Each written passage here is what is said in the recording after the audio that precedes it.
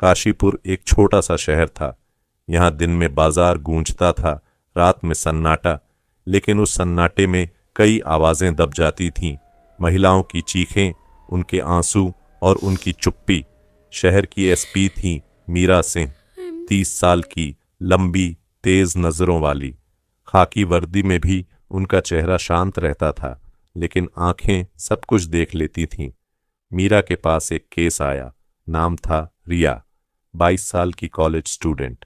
शाम को घर लौटते वक्त कुछ लड़कों ने उसे घेर लिया, छेड़छाड़ की, फिर हाथापाई।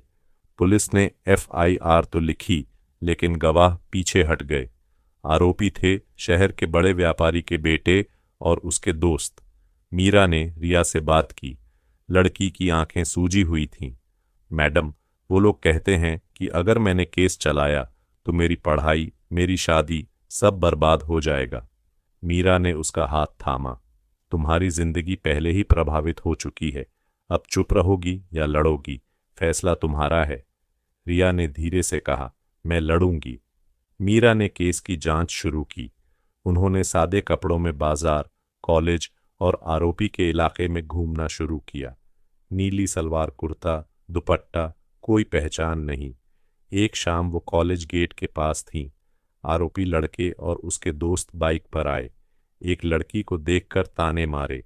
मीरा ने सब रिकॉर्ड कर लिया। अगले दिन मीरा ने आरोपी को थाने बुलाया। तुम्हारे खिलाफ सबूत हैं, FIR चल रही है। लड़का हंसा। मैडम, हमारा परिवार बहुत बड़ा है, केस वापस ले लो वरना। मीरा की आवाज ठंडी थी। परिवार बड़ा है तो कानून छोटा नहीं हो जाता। उस रात मीरा के घर के बाहर एक कार रुकी। फोन आया, SP साहब, केस वापस करो, नहीं तो तुम्हारी बेटी की कॉलेज लाइफ में क्या होगा पता नहीं। मीरा ने फोन काट दिया। उनकी कोई बेटी नहीं थी, लेकिन डर था, रिया पर, दूसरे लड़कियों पर। मीरा ने फैसला किया वो खुद अंडरकवर जाएंगी। एक रात वो रिया के कॉलेज के पास गईं, स्कूटर पर, सादे कपड़े में। उसी समय आरोपी लड़के फिर आए। इस बार उन्होंने एक लड़की को घेर लिया। मीरा ने फोन पर रिकॉर्डिंग चालू की और सीधे बीच में पहुंच गईं। छोड़ो उसे, लड़कों ने हंसकर कहा। तू कौन है? मीरा शांत स्वर में बोली, वो जो तुम्हें सजा दिलाएगी। लड़कों ने हमला करने की कोशिश की। मीरा ने ट्रेनिंग का फायदा उठाया। एक को धकेला, दूसरे को जमीन पर गिराया। रिकॉर्डिंग चल रही थी। अगले दिन मीरा ने थाने में सबूत पेश किए, वीडियो, गवाह, सब।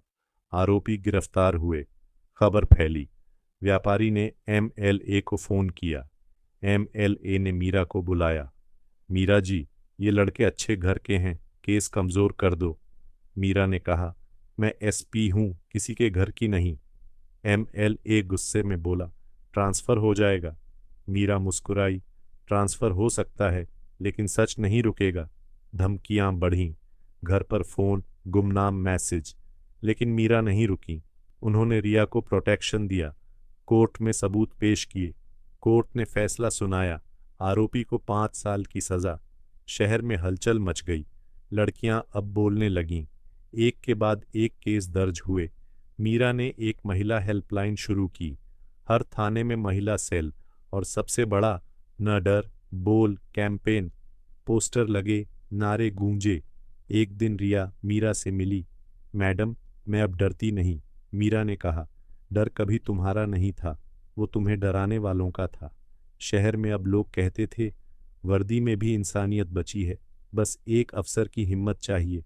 और मीरा, वो अभी भी खाकी वर्दी में खड़ी थी, शहर की सड़कों पर, आंखों में वही जिद, क्योंकि लड़ाई अभी खत्म नहीं हुई थी।